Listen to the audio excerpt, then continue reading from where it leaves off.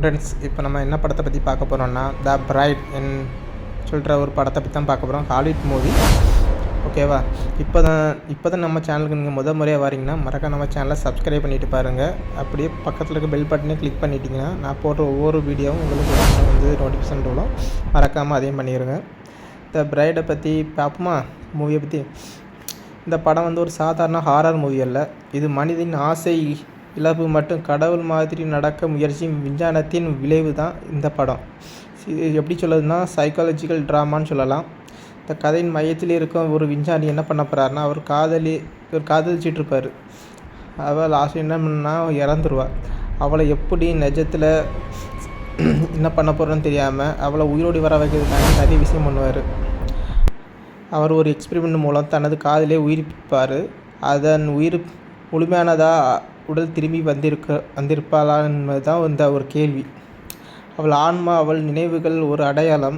இங்கே ஒரு படம் லவ் ஸ்டோரியிலிருந்து தான் ஐடென்டிட்டி த்ரில்லராக மாறுது. த பிரைட் கேரக்டர் திரும்பி வந்த பிறகு அவள் தன்னை புரிந்து கொள்ள முடியாமல் ஸ்ட்ரகிளாகி நிற்பாள்.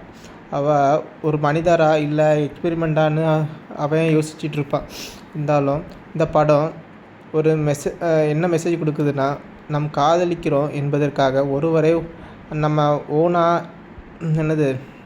நம்மளை பண்ணுறோன்னா எப்படி பண்ணுற மாதிரி தான். ஏன்னா ஓனாக நம்ம சொந்த பொருள் மாதிரி யூஸ் பண்ணக்கூடாதுங்கிறது தான். ஓகேவா?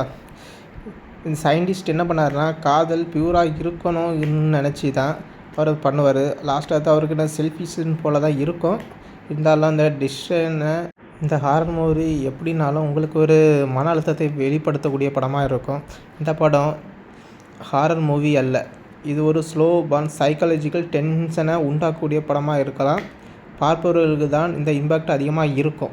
மொத்தத்தில் இந்த பிரைட் இந்த ஹாரர் மூவி ஒரு கொஸ்டினை ரைஸ் பண்ணக்கூடிய படமாட்டி இருக்கும். நம்ம விட்டு போனவங்க திரும்ப கொண்டு வர ஆசைப்படுவது அது ஒரு காதலாட்டு வெளிப்படுமா இல்லை மனிதன் ஈகோவா என்பது தான் இந்த படம் என்டர்டெயின்மெண்ட் மட்டுமல்ல, ஒரு அன்கம்ஃபர்டபுள் தாட்டாட்டும் இருக்கும்.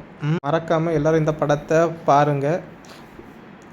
படம் கொஞ்சம் கொடூரமாக இருந்தாலும் நீங்கள் கொஞ்சம் மன அழுத்தம் குறைவாக ரொம்ப பயப்படுறவங்கன்னா இந்த படத்தை பார்க்கறது கொஞ்சம் பார்த்து பாருங்கள். எப்போ என்ன நடக்குன்னே தெரியாது. அதனால் கேர்ஃபுல்லாக இருங்க. ஓகேவா? சரி, நம்ம வீடியோ இவ்வளோ தான். மறக்காமல் நம்ம சேனலை சப்ஸ்கிரைப் பண்ணிடுங்க. ஒரு லைக் பண்ணிடுங்க, ஒரு கமெண்ட்டும் பண்ணுங்கள். வேறு என்ன படத்தை பற்றி ரிவ்யூ போடலாங்கிறதையும் மென்ஷன் பண்ணிடுங்க. தேங்க்யூ.